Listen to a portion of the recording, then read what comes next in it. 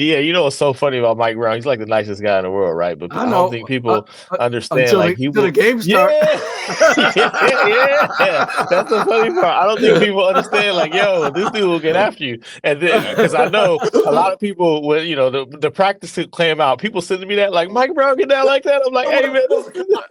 That wasn't supposed to come out.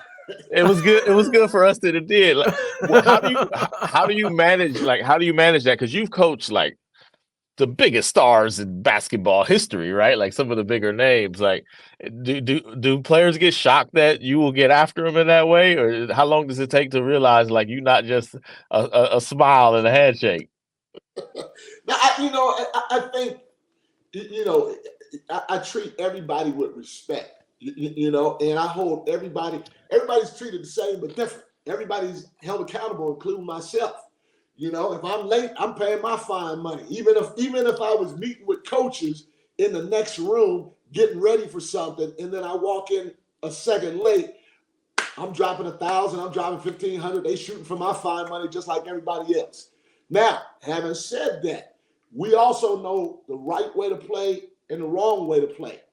And it's my job to hold everybody accountable. And it starts with De'Aaron Fox and Domas Sabonis.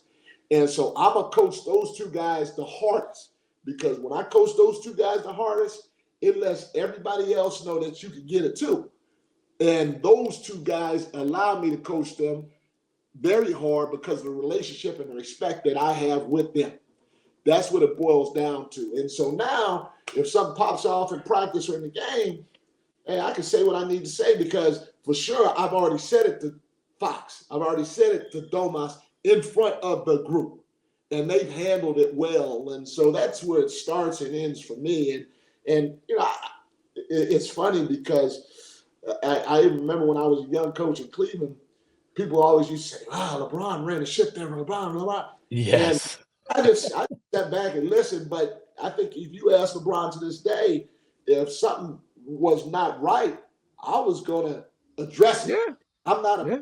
a pink elephant in the room type of guy. If something ain't right for anybody, for the team, for this person, that person, me, it's going to get addressed, and you're going to be held accountable.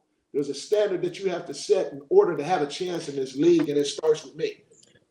So, Mike, along those lines, like how many, coaches need to be able to MF a guy if it needs to be done, no matter who it is, to have credibility in the locker room. But how many of those do you have in your bag per year? Like you can't go to that club every night. You know what I'm saying? Like you can't, and I just wonder with today's guys, I'm not saying they're softer. They're just different. They're just different. They live their lives on social. It hits them differently when you come at them. And I just wonder how many of those do you have to do it less, differently? How do you jump a guy that needs to be jumped? I think if it's the right time in the right moment, you got to go ahead and you got to be yourself. But yes, you can't just beat guys up every day and then yell and scream every day. In the same breath, you got to have that respect and that relationship with the guys in order for it to happen even one time during the course of the year. Also, guys have to understand that you're not, like I said earlier, I'm not just talking out of my mouth to them. I'm not pointing fingers at them. I'll give you a prime example. I think it was the Dallas game. It might have been the Dallas game or San Antonio game. Malik did something on the floor.